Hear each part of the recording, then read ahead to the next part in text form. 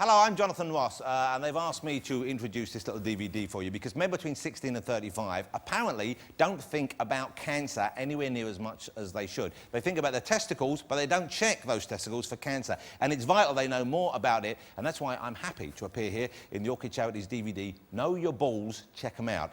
The DVD explains how men should check themselves and, if necessary, get things sorted out early. It's already saved lives, and we're hoping it will save more. I make sure I have my testicles checked every single night. And am I all clear down there, fellas? Spotless, yeah, perfect. You think we're joking, don't you?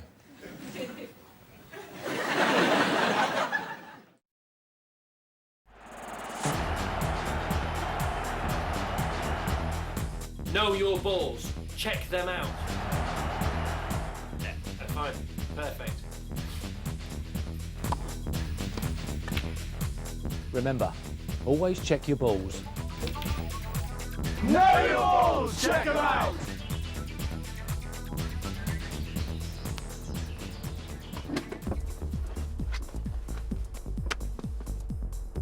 Some of the most exciting times in our lives depend upon them. Doctors talk about them in terms of scrotum, testes, testicles. We like to call them plums, ghoulies, nuts. Yes, I'm talking balls! We all know nuts are healthy for you, but do you know a healthy nut? Do you ever spare a thought for the general welfare of the little dangly chaps? Do you keep your eye on the ball? Hello there, Jonathan Ross asking you to feel your balls, get to know the little fellas. Go on, don't be shy. Give them a good sample. Hold on, I've got 3. Know your balls! Check them out! To find out what the average bloke knows about his nuts, at great expense we've arranged for this scientifically picked cross-section of the public to be here today. Okay, so it's a football match. But these guys are football fans, they must be used to talking balls. When I say cancer to you, what first comes to mind? Breast cancer. Cervical cancer. Stomach. Bowel. Testicle. Breast cancer. Lung cancer. Testicle. Testicle. You're obviously not afraid of lung cancer anyway. Do you think you're more at risk from breast cancer than you are from testicular cancer? I think it might be, yeah. Do you know about testicular cancer? To be honest, no. Nah. What do you think testicular cancer does to you? Haven't got a clue. Testicles, testicles, testicles, testicles, balls, nuts, plums. I think I heard about it at school. What do you think would cause it? No idea. Do you think girls talk about breast cancer more than you talk about testicular cancer? Yes. But any cancer must be serious. You can have sex, could you? Well, you could, but probably testicular. And do you ever check yourself for it? No. Why not? Because I don't know, I just don't think about it. So, they've all heard about testicular cancer, but what do they know about it? If you think you're too young to get cancer, well, that's balls. Do yourself a favour, check them out. Know your balls! Check them out! Germ cell tumours of the testes. That's cancer of the balls to you and me. Affects 1,500 of us a year. And it's on the increase. And it's very important that you know that because testicular cancer is one of the few cancers that affects us younger men.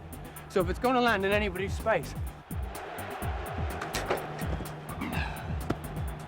it's going to be ours. I was looking.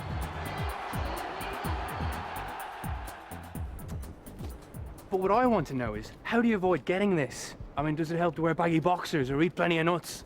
Or maybe just avoid bangs to the balls? So what I've done is I've come here to meet Professor Tim Oliver, who is one of the most famous cancer specialists of the ghoulies in the world. And I prepared some questions for him. Here they are here. And I intend to ask him these questions and pick his professor-like brain for some ghoulie advice. I've prepared the questions for you. The Professor of Balls. Questions for Professor of Balls. Firstly, what causes, and excuse the scientific term, what cancer of the balls? If we knew, we wouldn't be trying to work on it still, because it's too complicated a subject to say that we've got the answer. So sorry, to sum up your professor-like brain, if I may, your answer is, we don't know. That's as easy as yes. My next question, Professor. What can I do to prevent getting it? The most simple message relates to exercise. Playing computer games instead of getting out on the sports field. My next question, Professor. Do bang to the balls cause it when you're doing your sports? Does that cause cancer? Most men in their lifetime will have had a few bangs. We hope, if we're lucky, on a Friday night. Exactly. But there's no evidence per se that injuring the testicle will inevitably cause you to develop cancer, because that is absolutely untrue. Absolutely untrue. Fantastic. If I could just sum up what you've been able to teach me today. We're not too sure what causes cancer of the testicles. And taking exercise and keeping your testicles, nuts, balls cool may help, but we're not too sure. Well, thanks very much. Thank you very, very much. Thank you. Thanks a lot. Cheers. Might help. Mightn't help. Might cause. Mightn't cause. Colin, Yeah? just one thing. Just don't sit on your nuts. And the sooner you get to the doctor, the easier it is to treat. Thanks. All you need to remember. Thank you. All right. Thanks a lot. Good. I think. Know your balls! Check them out!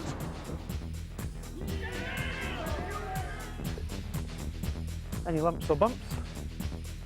Check them out. 1, 2, 3, 4, 5. So, catching this testicular cancer early is so important. How do you know you've got it? Well, who better to ask than two blokes who've had it?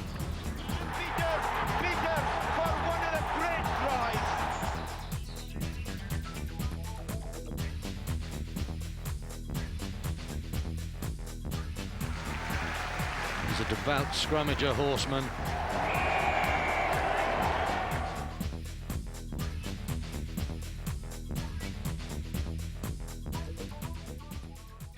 Well, firstly, you're both professional rugby players. So how did you first find out that you had an odd-shaped ball? Well, mine wasn't actually shapen. One felt slightly tenser than the other. I was, it's quite funny really, I was laying in the bath with my partner one night, who was a woman, I hasten to add, and we were there, and I just asked her to sort of have a feel, and just to sort of check it basically, I mean. You did ask her to have a feel because you thought there was something wrong. Well, no, I just asked her to have a feel. Right, really. I just wanted to clear that up. Well, what was that like going to the doctor saying I've got a lump on my nuts? What do you say, slap them out and give me a look? The hardest part is actually saying the word testicles, nuts, whatever you want to call it. Yeah. It's actually making the appointment to start with, and actually that's the initial thing, and you think, are you being stupid to do so? You know, to just go into a doctor, someone you don't know, and just drop your trousers. I mean, it's something you do in a bar every Saturday night, but when you've got to go... If you're a rugby player.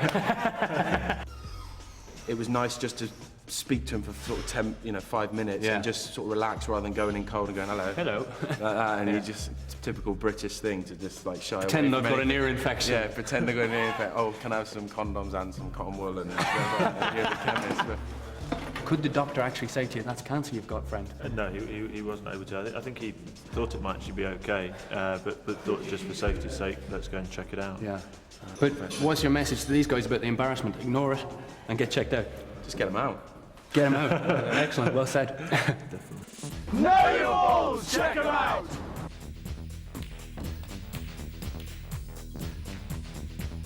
Keep your eye on your balls. Check them out. Excuse me. Hi, I'm Colin Renane. I should be booked in for an ultrasound. Right, okay. Would you sit down over there, please, and the nurse will be with you shortly. Thank you. Thanks Thanks a lot. very much. Thank you.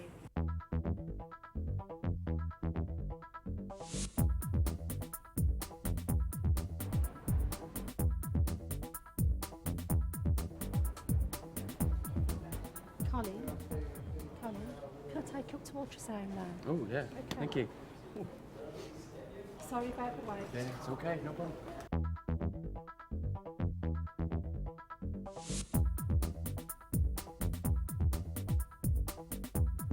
I'd like his puppy some, please, Colin. This, for me. For you. Sorry, it's for you.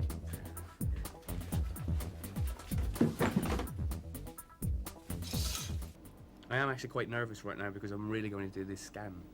For real. And it is quite nerve-wracking, so do your worst there, Doc. Right, here we go. Yeah, Go. Now, here comes the cold jelly. Ooh. That's quite pleasant in a kind of strange There you way. go. So that's what you're seeing on the screen. That's me. Is that my fella?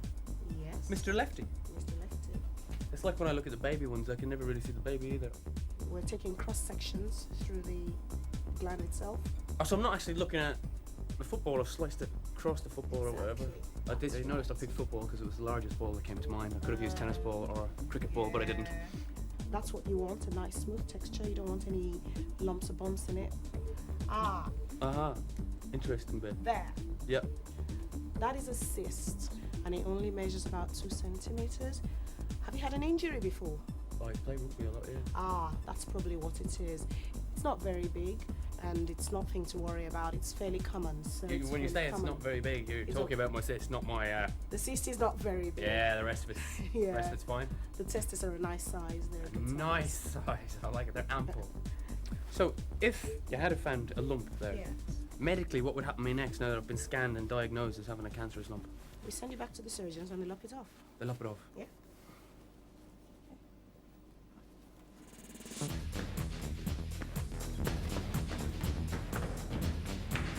Know your balls! Check them out! A ball in the hand is worth 2 out of play. Check them out.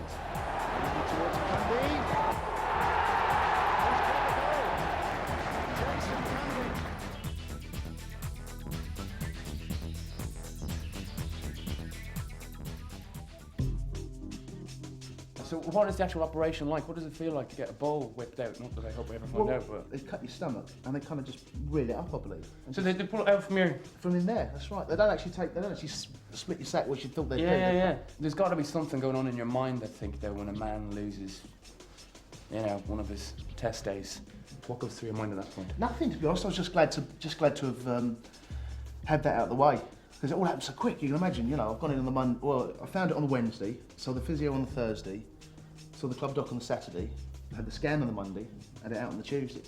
What about, I've got to ask you, not in that kind of way, but what about sex? Because it's got to be an issue when you're flying on one engine, you're Mr. One Ball Man. Well, does it affect you? It's, they're a bit concerned about my sex drive, because obviously you're losing one of your balls, it's all goes down, all happens down there. But I've got to say, you have to ask my wife, of course, but personally, there's been no ill effects. Was fertility an issue for you? Well, before I had chemotherapy as well, before that I was advised to freeze some sperm. So would you have used the frozen sperm at any stage, do you think? Yeah, when we you're did that, but then within literally the same, I spoke to one of the surgeons and the next day my wife fell pregnant, or she found out she was pregnant. No way? Yeah. So if you lose the ball, it just goes to show you're not out of the game. Know your balls! Check them out! But what if the cancer spread beyond the old nodgers? Then you'll need a course of chemotherapy or radiotherapy to zap the offending cells.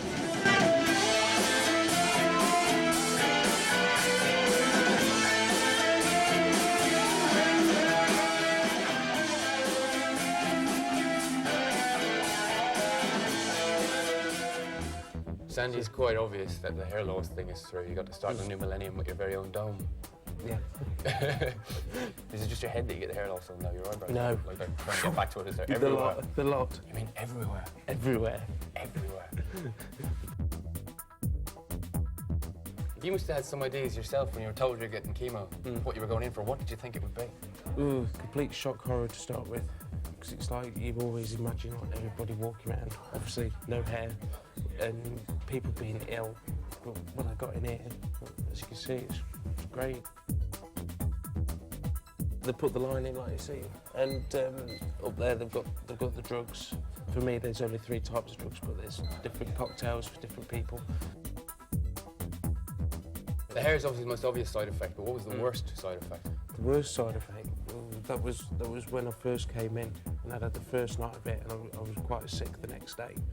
But I've never had that since, because they give you anti-sickness drugs, and they're really, really good.